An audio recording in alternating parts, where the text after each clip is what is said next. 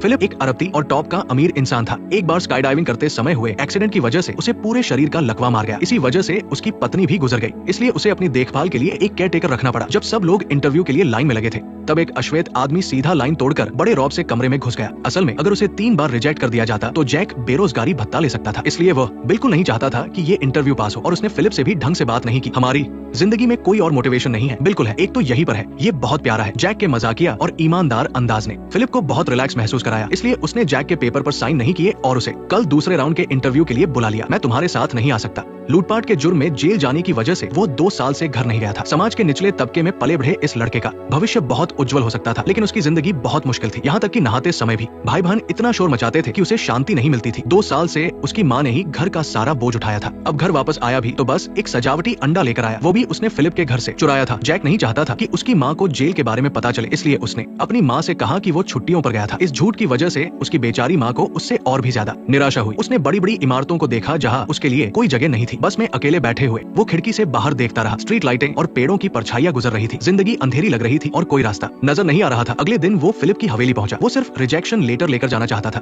लेकिन मैनेजर ने उसे सीधा उस बड़ी हवेली का टूर कराया और उसके लिए एक बेहद आलीशान बेडरूम का इंतजाम कर दिया। जैक का काम करने का कोई इरादा नहीं था, लेकिन उस शानदार बाथटब को देखकर उसका मन बदल गया। आखिरकार घर पर नहाते समय तो वो अपने पैर भी नहीं फैला पाता था। जैसे ही जैक रिजेक्शन लेटर लेकर जाने वाला था, फिलिप ने उसे रोक लिया। मेरा मतलब है कि क्या तुम्हें किसी और पर निर्भर होकर जीने में कोई दिक्कत नहीं है? क्या इससे तुम्हारे मन में कोई सवाल पैदा नहीं होता? कोई बात नहीं, तुम्हारा शुक्रिया। फिलिप को जैक का मजाकिया स्वभाव बहुत पसंद आया, इसलिए उसने उसे 1 महीने के प्रोबेशन पीरियड पर रखने का फैसला किया। मैंने सुना है कि तुम दोनों 2 हफ्ते भी साथ नहीं रह पाओगे। उस 2 मीटर लंबे बाथटब की खातिर जैक ने हाँ कह दी। काम के पहले ही दिन जब नैनी उसे जरूरी बातें बता रही थी, तब जैक गहरी नींद में सो चुका था। रुको, जब जैक ने पहली बार फिलिप को उठाकर व्हील चेयर पर बिठाया तो उसने लगभग अपने बॉस की नाक कटवा ही दी थी। तुम उसे कभी छोड़ नहीं सकते। जब उसे पता चला कि उसे फिलिप को ब्लड सर्कुलेशन बढ़ाने वाले कंप्रेशन मोजे पहनाने हैं, तो जैक पूरी तरह टूट गया। हालांकि उसके लिए सबसे ज्यादा परेशान करने वाली बात ये थी कि उसके काम में फिलिप को मैन्युअली पॉटी कराना भी शामिल था। ये उसकी बर्दाश्त के बाहर था। हालांकि जैक हमेशा बेमन से काम करता था, लेकिन फिलिप ने कभी उससे कोई शिकायत नहीं की। फिलिप हमेशा बाहर जाने के लिए व्हील चेयर वाली वैन का इस्तेमाल करता था, लेकिन जैक को ये व्हील चेयर वैन बिल्कुल पसंद नहीं थी। उसने झटके से मासेराती कार का कवर हटा दिया।